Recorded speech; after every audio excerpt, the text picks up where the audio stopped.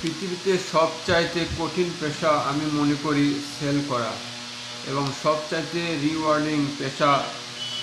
তোমরা যারা কেউ প্রোডাক্ট বানাতে চাও বা সেবা বানাতে চাও, সে সেবা বা প্রোডাক্ট ওটা সেল করা বুদ্ধি কৌশল শিখে নাও।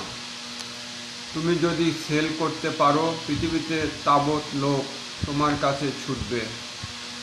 অনেকে প্রোডাক্ট নিয়ে ঘুরছে কিন্তু সেল করতে পারছে না। কোনো কাজে যদি ভালো করতে না পারো, সেলস শিখো, মন প্রাণ দিয়ে সেলস করো, কৌশল শিখো, ছোট করে সেলস শুরু করো দাও, তুমি তা আদৌ পিছিয়ে থাকবে না, তুমি সবচাইতে আগে থাকবে। কারণ সেলস ম্যানেজার তাদের নিজের ভাগ্যের পেজ নিজেই তৈরি করতে শেখে।